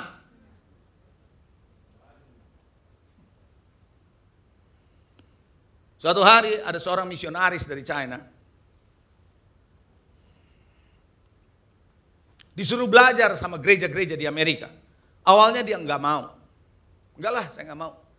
Ini ada satu grup pengusaha di Amerika, membiayai mereka satu keluarga untuk belajar di Amerika tentang gereja. Belajar selama sekian tahun. Setelah 6 bulan dipanggil, ngobrol sama pengusaha yang membiayai mereka. Ditanyalah kepada misionaris ini, apa yang kamu pelajari setelah 6 bulan di Amerika? Oh, saya banyak belajar, banyak. Makanya kan, bagus kalau kamu belajar. Saya belajar banyak, apa yang kamu belajar? Luar biasa gereja-gereja di sini bisa besar-besar, hebat-hebat. Kan? Kamu perlu belajar. Dia bilang, saya belum selesai ngomong. Apa yang kamu ngomong? Ini banyak gereja yang luar biasa besar tanpa Tuhan.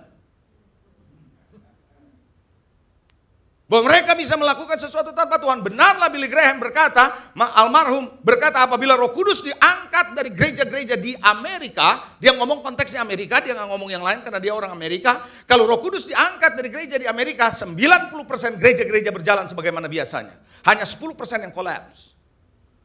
Artinya apa? 90% gereja-gereja tidak mengandalkan Roh Kudus.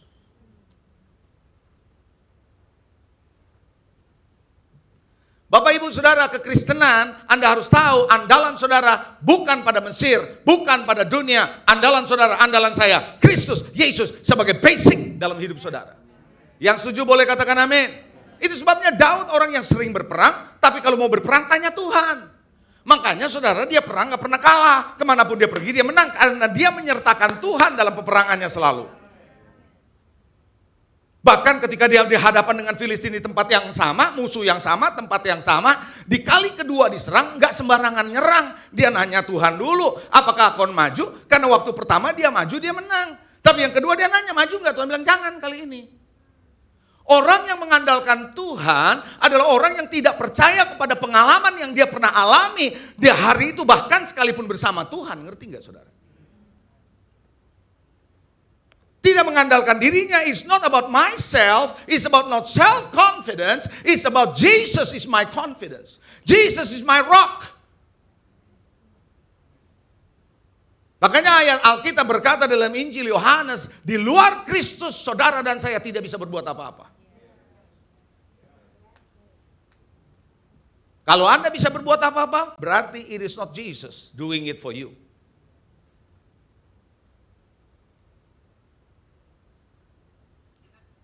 Ini, Anda siap nggak sih saya ngomong lebih lanjut? Hah? Kan tadi saya bilang ini nggak populer nih.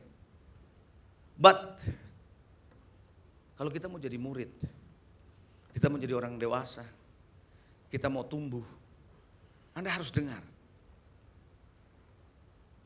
doktrin pengajaran yang membangun saudara. Bisa katakan amin? Anda siap? Anda siap nggak? Bener nih? Halo?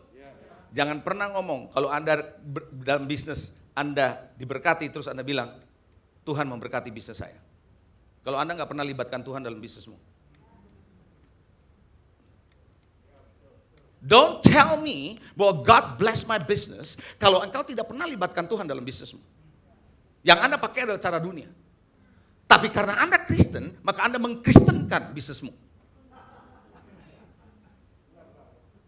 Oke, karena Pastor Lewi yang minta ulang, saya ulang. Sebenarnya nggak ada siaran ulangan. Karena kita Kristen di gereja, maka kita mengkristenkan bisnis kita. Padahal that business is not God involved in that. Tapi kita bilang Tuhan menyertai bisnis saya. Tapi kita sendiri nggak pernah libatkan Tuhan. Bisnis kita Spanyol. Tahu Spanyol? Sparonyolong. Bisnis kita PT-nya Tisani. Tahu Tisani? Tipu sana, tipu sini. But we say this is God bless me. No, that is not God. Tuhan tidak terlibat di sana.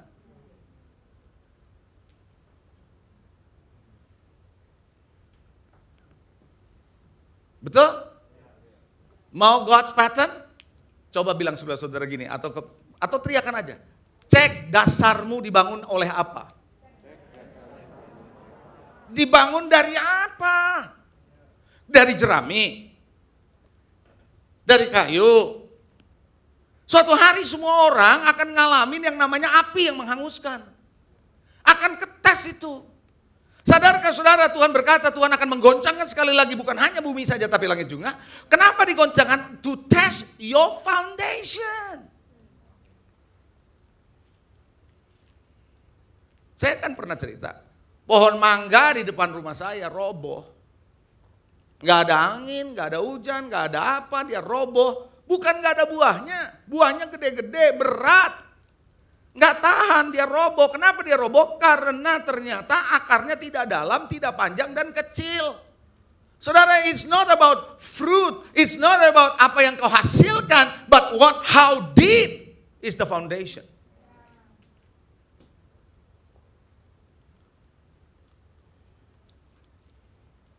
Ingat ya, kita bisa jadi orang Kristen puluhan tahun, tapi dasarnya gak pernah dalam. Saya ulangi ya, kita bisa jadi orang Kristen puluhan tahun bahkan dari perut mama. Keluar sudah bukan tapi begitu keluar haleluya. Walaupun kita dari keluarga Kristen, walaupun kita puluhan tahun jadi Kristen, belum tentu. The root is so deep.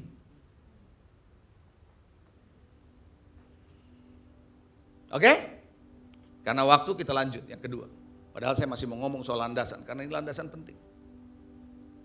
Pesawat internasional tidak bisa mendarat di landasan domestik, karena beda landasannya.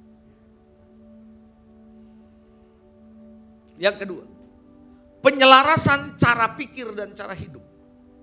Selain landasan Anda harus diselaraskan, harus dirombak kata Tuhan.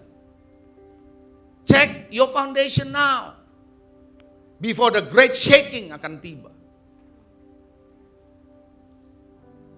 Penyelarasan cara pikir, cara hidup. Paulus bilang aku punya pikiran Kristus. Wow, dia berani ngomong aku punya pikiran Kristus karena hidupnya, pikirannya dipenuhi oleh pikiran Kristus. Saudara dan saya harus dipenuhi oleh pikiran Kristus.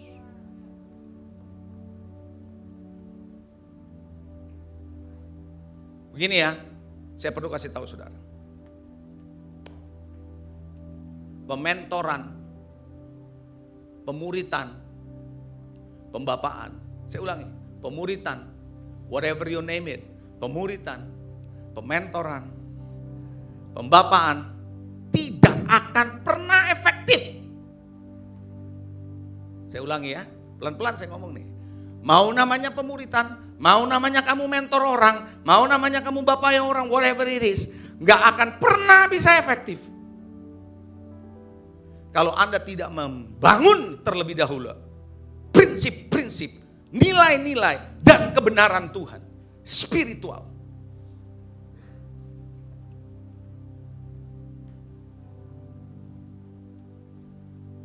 Kemarin di ruang podcast saya bicara sama orang-orang muda yang hebat.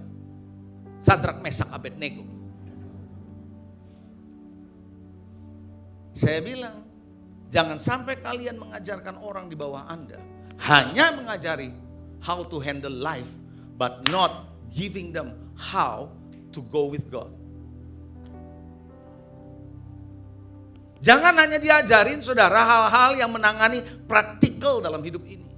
Itu nggak penting Amang, penting. Tapi kalau mereka bisa melanggain yang praktikal dalam hidup, tapi mereka nggak tahu bagaimana how to meet their God.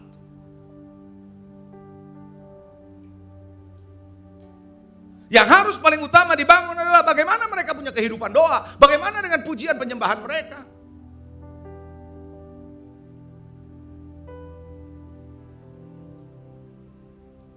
Hal-hal yang spiritual, bagaimana mereka bisa berjalan mendengar suara Tuhan. Bagaimana mereka bisa belajar berpuasa. Kita mau puasa. Sulit buat saudara mengajarin orang puasa kalau Anda nggak pernah puasa, tahu? Sulit ngajarin orang berdoa kalau Anda nggak pernah berdoa, tahu? Sulit mengajarkan orang untuk merenungkan firman kalau kita nggak punya waktu merenungkan firman, ngerti nggak sih? Dan yang kita ajarin adalah how to handle your life. Itu yang kita masuk, itulah yang terjadi pada hari-hari ini di banyak gereja.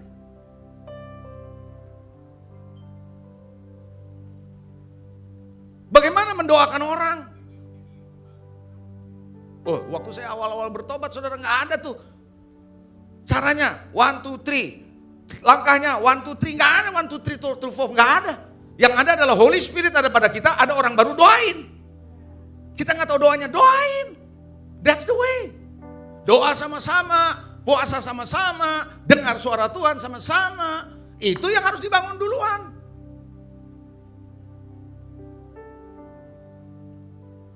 Halo, ngajarin mereka bagaimana merenungkan firman Tuhan, mengerti firman Tuhan, haus dan lapar akan firman Tuhan. Itu yang didahulukan. Tapi banyak orang hari-hari ini, khususnya di generasi hari-hari ini, menganggap itu terlalu ekstrim. Coba bagaimana kita bikin praktikal. Oh haleluya. I know it, practical is good. But kalau Anda nggak pernah bisa membuat mereka terus-menerus mencari Tuhan. Itu sebabnya saudara, ketika Elisa menerima jubah Elia, dia tidak langsung pakai dalam pelayanan. Dia menghantam sungai Yordan, dia berkata, di mana Allahnya Elia?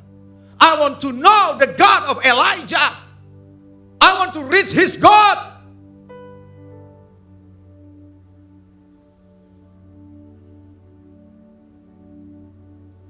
Amin. Bagaimana dengan kehidupan rohani Anda hari-hari ini? Cara hidup saudara, cara pikir saudara, sangat dipengaruhi dengan kerohanian saudara. Believe it or not. Makanya orang yang kehidupan rohaninya terus-menerus tidak pernah constant, tidak pernah diajari untuk membangun hidupnya in the spiritual life. Makanya jangan heran, problem demi problem terus harus diselaraskan dari waktu ke waktu. And you think you teach them? No.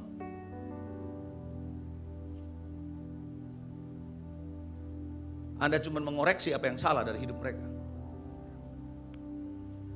Anda perlu membangun hidup mereka in the spirit.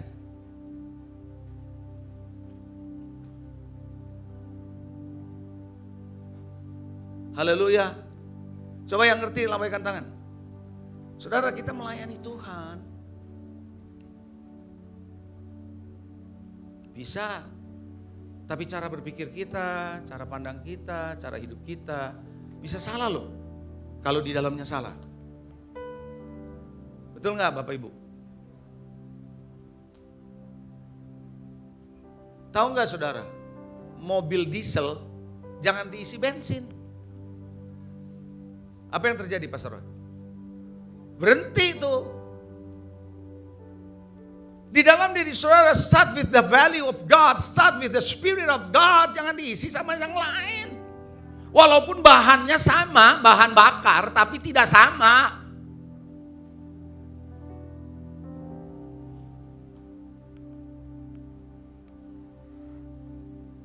Betul atau tidak? Saudara tahu cara berpikir dunia ini apa? Mayoritas selalu benar kan?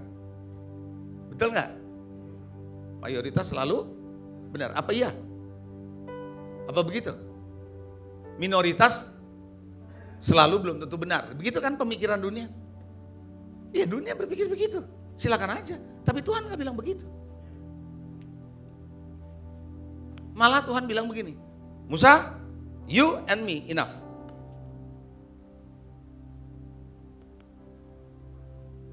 10 pengintai mayoritas, pulang kasih kabar bagus apa enggak? Enggak. 2 minoritas, pulang kasih kabar gimana? Go, betul? Cara berpikir kita ini lama-lama sudah dibentuk oleh dunia ini. Nah ini yang mesti dikoreksi, ini yang mesti di-align.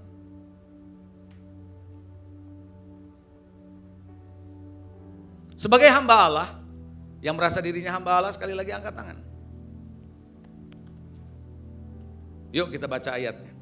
1 Petrus 2 ayat 11. Ada 2 bagian ayat yang saya mau berikan.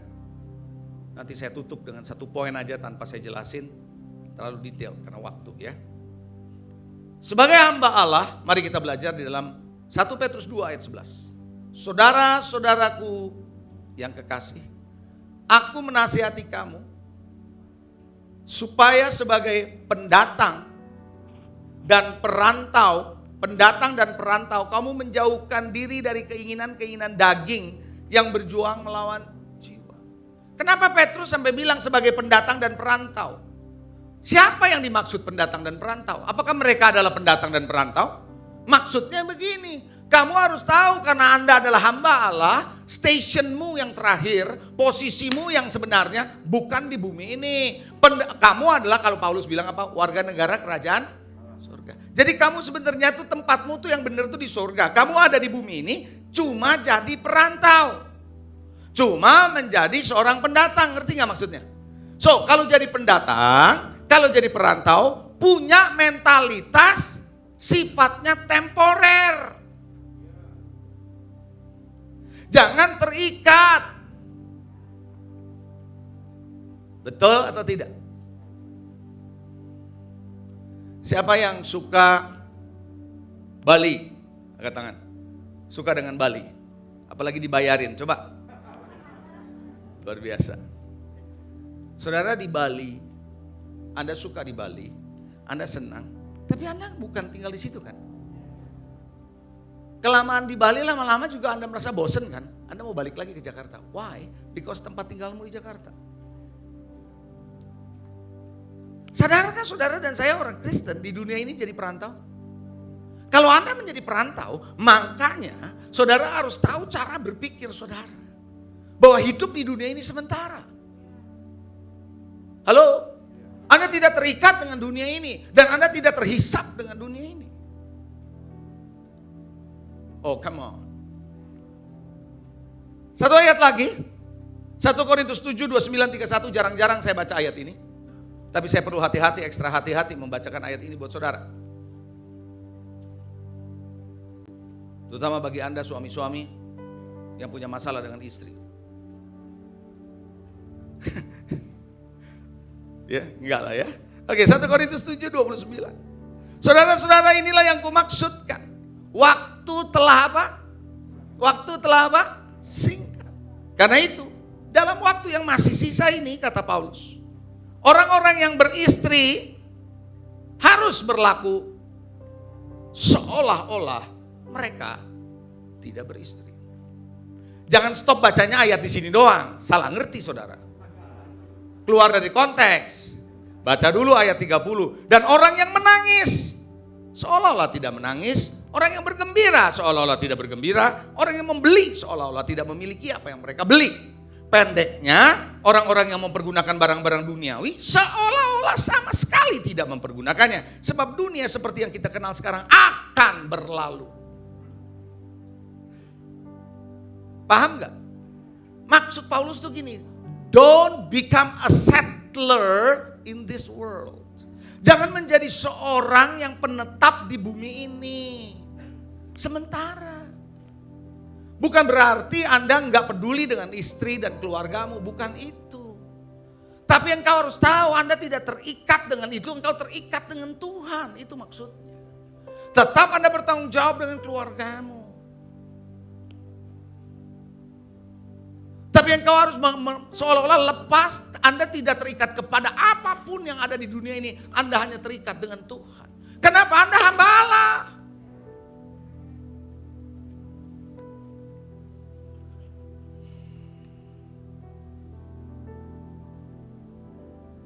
Nangkep gak sih? Kalau kita merasa ini benda saya, ini harta saya, Anda terus struggle di sana. menjadikan diri Anda settle of this world. Tuhan mau saudara dan saya menjadi serupa dengan gambaran anaknya. Bukan cuma menjadikan kekristenan agama, ibadah hari Minggu saja. Bisa katakan amin? Siapa yang mengerti? Seolah-olah, coba bilang seolah-olah. Saya beli barang tapi seolah-olah saya nggak beli. That's okay, hilang, no problem. Berapa banyak orang hilang sedih, marah-marahnya sekapal. Menggetarkan gitu loh saudara. Ya udah, that's it, that's okay. Selesai sudah, karena ini sementara. Betul? Ketiga yang terakhir, tanpa saya jelasin lebih panjang karena nanti berseri terlalu lama. Selaraskan sasaran hidupmu. Kalau Anda mau align with God, Anda harus selaraskan dasar hidupmu kepada Kristus. Selaraskan caramu berpikir, cara pandangmu, bukan seperti dunia. Yang ketiga, selaraskan dengan sasaran hidup. Anda harus punya sasaran hidup seperti yang Tuhan sudah tetapkan bagi Anda. Ingat, saudara dan saya ada anak pahlawan, anak panah di tangan pahlawan. Saudara tahu anak panah tidak tahu kemana dia mau pergi? Pemanahnya yang mengarahkan dia.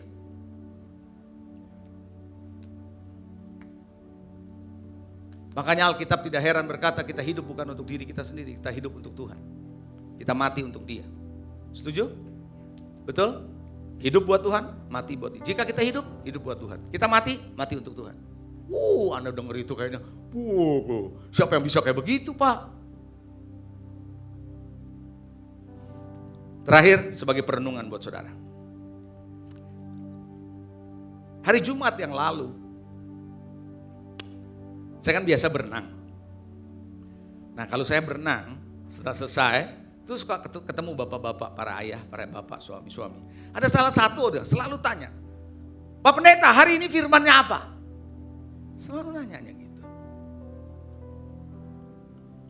Pas hari Jumat dia tanya, Pak Pendeta hari ini firmannya apa?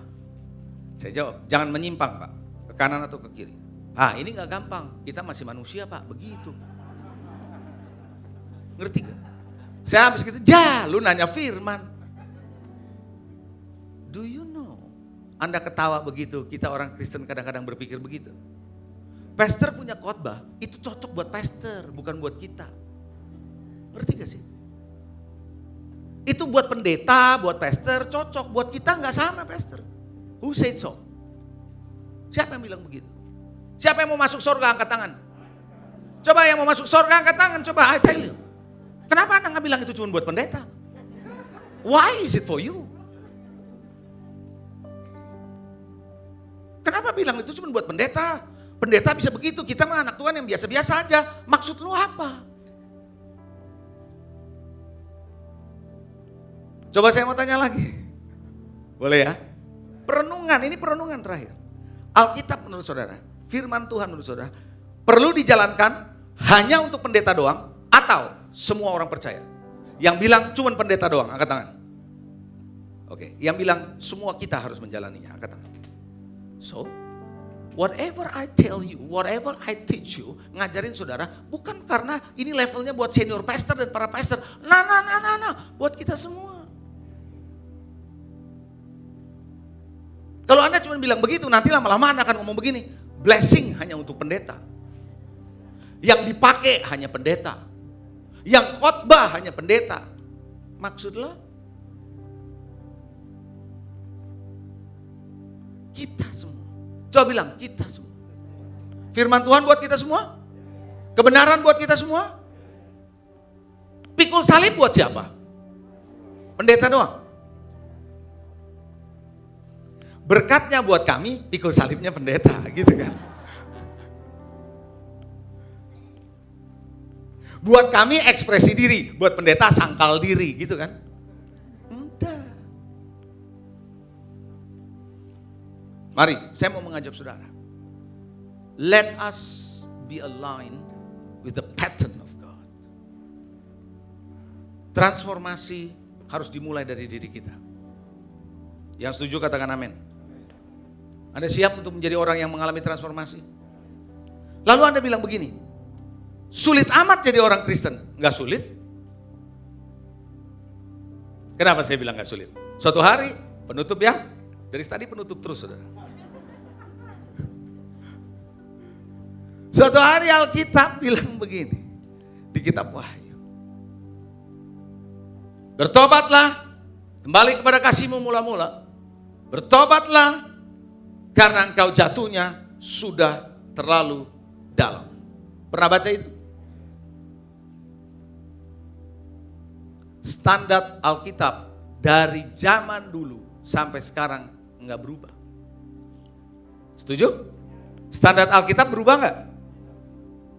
Kalau sekarang ada orang Kristen yang bilang standarnya pastor ketinggian, benar enggak kalau begitu?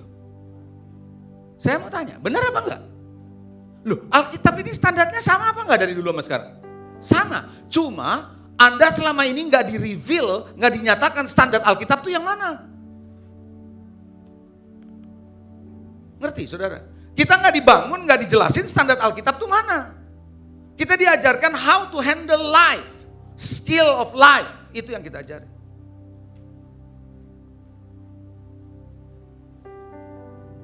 Kalau di agama lain namanya kebaikan. Tapi ketika di reveal, lalu kita bilang begini, buset tinggi amat. Sekarang pertanyaan saya, standarnya ketinggian atau kitanya yang jatuh terlalu dalam? Karena kita selalu jauh di bawah standar, maka waktu kita lihat standarnya Tuhan ketinggian. Nah, saya mau bawa saudara supaya tidak lihat standar itu ketinggian, tapi kita semua sama di dalam standar yang sama. We fight the same battle, we fight the same enemy. Kita maju menuju destiny yang sama, kita bergerak kepada visi yang sama. Bersama-sama kita pasti bisa melakukan perkara yang hebat di dalam Kristus Yesus yang memberi kekuatan kepada kita. Mari kita bangkit berdiri.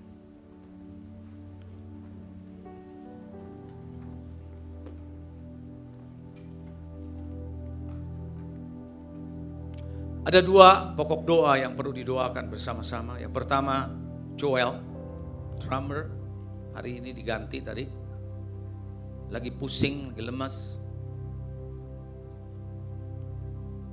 Yang kedua, Papa dari Kristiani Panjaitan, Home dari RMK 1. Saat ini sedang sakit lambung, GERD. Saudara, asam lambung ini di masa pandemi banyak yang ngalami. Karena stres memicu itu. Asam lambung dan asam urat ini. Sakit lambung, asam urat. Dua-duanya asam. Dari Medan dibawa ke Jakarta untuk perawatan lebih lanjut. Kita berdoa untuk Joel. Dan juga Papa dari Kristiani Panjaitan, tidak disebut namanya. Tapi saya percaya Tuhan tahu namanya. Kita berdoa, mari kita berdoa. Angkat kedua tangan kita berdoa. Tuhan, hari ini aku berdoa secara khusus buat anakmu Joel. Hamba-Mu tidak tahu Tuhan apa yang dia sedang alami sekarang. Tapi satu hal yang kami tahu, ketika dia merasa pusing, dia merasa lemas, hari ini aku berdoa Engkau jamah, Engkau sembuhkan, berikan kesehatan, kekuatan Tuhan. Aku percaya Roh Kudus memampukan dia untuk tetap kuat di dalam Engkau. Hari ini Tuhan, kesehatan ilahi ada padanya. In Jesus name, sakit penyakit sembuh di dalam nama Yesus. Tidak ada perkara yang lain selain dari Engkau yang membangun hidupnya. Aku berdoa biarlah Tuhan penyakit itu di dalam nama Yesus sembuh, keluar. Dan tubuhnya sehat kembali Tuhan. Dia bisa bersama-sama dengan kami kembali. Tuhan, aku berdoa untuk Papa dari Kristiani Panjaitan yang punya masalah di lambung dan juga asam urat. Ayo berdoa hari ini Tuhan, Engkau jamah dia, buat dia Tuhan kesembuhan terjadi. Biarlah Tuhan dia juga mengerti bagaimana dia menjalani hidup dengan pola hidupnya. Kami percaya Roh Kudus Engkau memberikan damai sejahtera, sukacita kepadanya. Pengenalan akan Engkau menjadi satu bagian yang penting dalam hidupnya. Perubahan demi perubahan boleh terjadi dalam hidupnya. Tuhan, aku berdoa lewat ini Tuhan, kedua saudara kami boleh mengalami Engkau lebih dahsyat lagi Tuhan. Karena Engkau sedang mempersiapkan harta kekayaan di dalam gelap. The treasure of darkness. Tuhan, aku percaya Tuhan Engkau memberikan mereka Tuhan satu kesempatan untuk boleh melihat Engkau lebih lagi dan lebih lagi. I thank you Lord Jesus. Kami percaya Tuhan firman-Mu yang barusan disampaikan menyadarkan bahwa kami adalah hamba-hamba Allah. Kami bukan hanya orang Kristen biasa yang beribadah, tapi kami adalah hamba-hamba-Mu yang mengandalkan Engkau. Hamba-hamba-Mu yang membangun hidup di atas dasar Kristus. Hamba-hambamu yang mempunyai cara pandang, cara pikir yang sama sebagaimana seorang hambamu. Kami menyelaraskan juga sasaran-sasaran hidup kami. Sehingga apa yang kami kerjakan adalah for the kingdom, for the sake of the kingdom of God. Kami percaya Tuhan, blessing upon blessing akan terjadi pada umatmu yang menyelaraskan polanya dengan polamu. Kami percaya Tuhan, favor upon favor, perkenanan demi perkenanan akan terjadi dalam hidup mereka. Tuhan, aku berdoa hari ini kiranya Roh Kudus akan memberikan kekuatan kepada setiap umatmu. Hari ini Tuhan, tidak ada satupun yang mampu mengerjakan bagian kami yang kami lakukan kalau tanpa Roh Kudus yang menolong. Tuhan, Roh Kudus akan menolong kami. Your grace is abound in us. Kasih karuniamu Tuhan yang terus menguatkan dan memampukan kami Tuhan untuk berjalan di dalam kebenaranmu Tuhan. Mari singkapkan mata hati kami, singkapkan telinga kami, singkapkan diri kami, bahwa siapa kami di dalam Engkau, bahwa kami adalah hamba-hambamu yang melihat dunia ini yang bersifat sementara. Kami mengerjakan perkara-perkara ajaib di tengah bumi ini bersama dengan Engkau. Tuhan, terima kasih untuk ibadah ini. Buat setiap kami Tuhan yang hadir maupun yang menyaksikan melalui streaming, berkati. Bapak Ibu, sebelum tinggalkan tempat ini, terima berkat yang besar dari Allah Bapa, kasih setia dari Tuhan Yesus Kristus, persekutuan yang indah bersama Roh Kudus menyertai saudara mulai saat ini sampai selama-lamanya. Yang percaya diberkati Tuhan katakan amin. Happy Sunday. God bless you.